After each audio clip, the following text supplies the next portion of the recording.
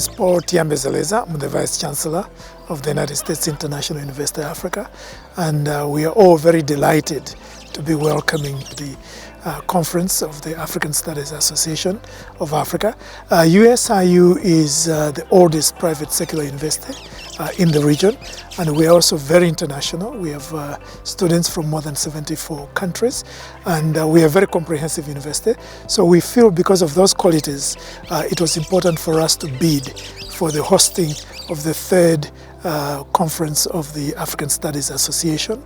And this conference is very important because it brings African scholars and other scholars who study Africa to talk about the continent, whatever field it is, on the continent itself. Because as you know, a lot of the African studies conferences, the major ones, tend to take place outside the continent, in Europe and of course in the United States, the ASAA, which I used to serve as president. Now this opportunity for us to have conversations, debates, discussions, discourse on African soil is important because it centers Africa in an organizational sense as a center of studying Africa. I know as somebody who has written extensively on African studies and who has also been involved in African studies programs outside the continent, especially in the United States, the issue of who produces the knowledge on Africa, who controls the production of knowledge on Africa is one that has been there for a very long time.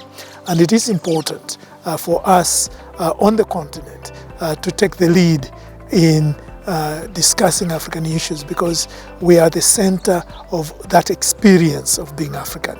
African on the continent and of course African in the world. So we believe this is an opportunity for us to continue the process of decolonizing African knowledges, which of course started a long time ago, but it's a project that continues. We're very excited because this is the first time the conference is coming to East Africa. The last two conferences were in West Africa. So this is an opportunity for our friends and colleagues from West Africa, from other parts of the continent, to meet colleagues and scholars in this region, because obviously the fact that it's being held here will attract a lot of East African scholars. One of the things I was very excited about when I heard that we were bidding for this conference was to look at the range of topics and themes that are going to be covered. So as you know, broadly it's about African knowledges, past, present and future. And the conference is going to cover not only a whole range of themes, whether it's politics, it's about sexualities, it's about diaspora. For me, what is exciting is the sheer breadth of disciplinary areas, in the social sciences, in the humanities, that are being covered in the conference. So I think it's, everybody will get something out of it, as well as, of course, learn from other people who work in areas that may not be their own. For me, it has three things that are extremely exciting. It's very interdisciplinary. And that's what you want in conferences of this nature, because it's about Africa in its multiplicity, in its various dimensions. Secondly, it's a very international in terms of its focus, because what you're doing is to get people who are looking at these issues from multiple geographical, national, institutional locations. And again, there is a lot of benefit in doing that. And thirdly, it is a very exciting in terms of its,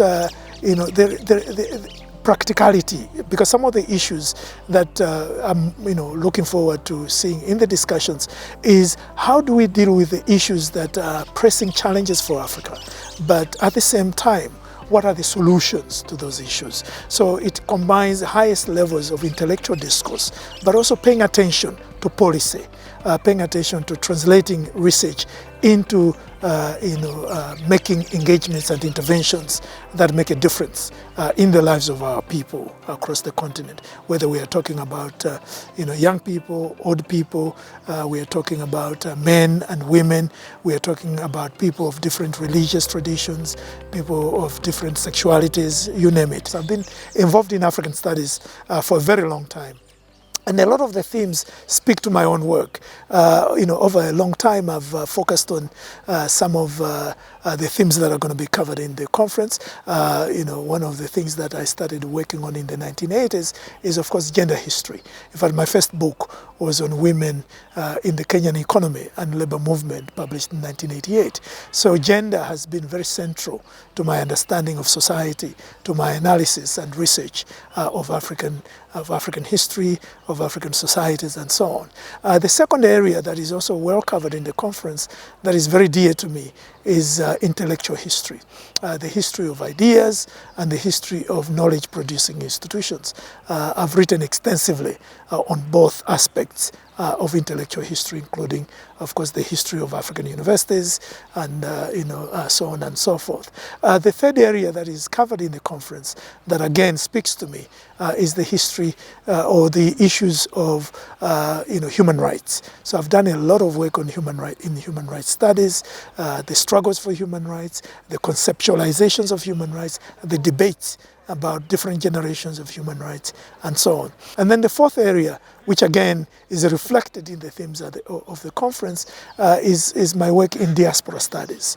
I've done extensive work in diaspora studies, including, of course, a project that I worked on for about 5 years, visiting 16 countries around the world to look at how African descended populations, what were, their histories, their engagements with Africa, their imaginations of Africa, and so on. And that one is, again, of course, very central to this conference. And then, of course, one of the biggest areas, in fact, perhaps the area that I was originally well known for, is economic history and development studies more broadly.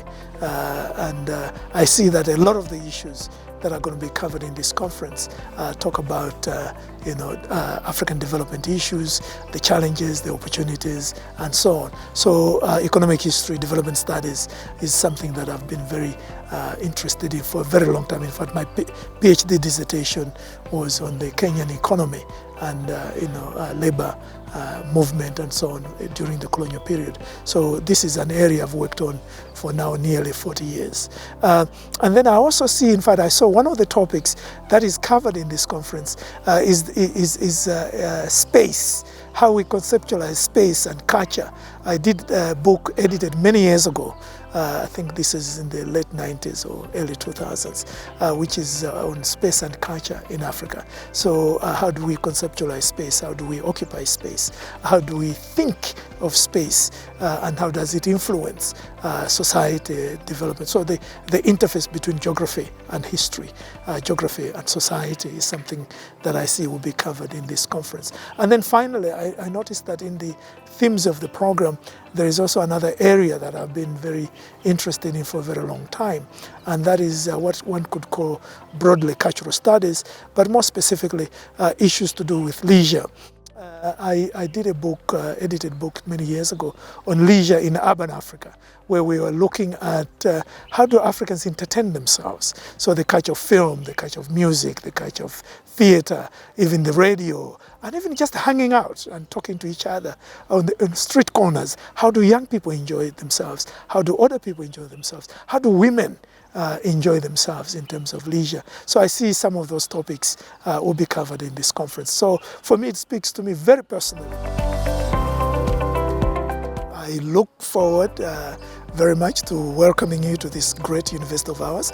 And also I know that all my colleagues at this university, the deans, the faculty, the students, the staff are very excited to be hosting this great Pan-African Indaba of ideas for us to sit together, to share ideas, to learn from each other, and of course out of this also to build partnerships and relationships and collaborations that can continue to serve us as we think more and do more to make sure that this beloved continent of ours continues to move forward, and that we continue to decolonize the knowledges that have suffocated our understanding of this very complicated and very diverse and very central part of the human story.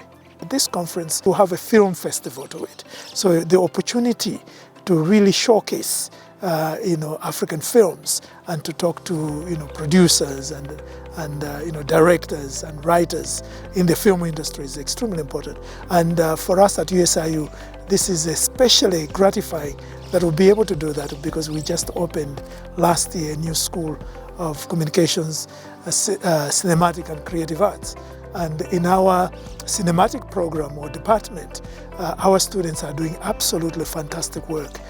In fact, within one semester, they had already produced a film that won a lot of awards, and of course, they continue to produce great work. So the opportunity to have not only the academic discussions, but also showcasing African film is going to be an exciting part of this conference. I want to welcome all the participants to this conference, to USIU, which is an absolutely beautiful campus, as you will see when you come to visit. And of course, welcome to those of you who have never been to Nairobi, one of Africa's greatest cities, a very Pan-African, very cosmopolitan city. And of course, welcome to Kenya, which is East Africa's regional hub.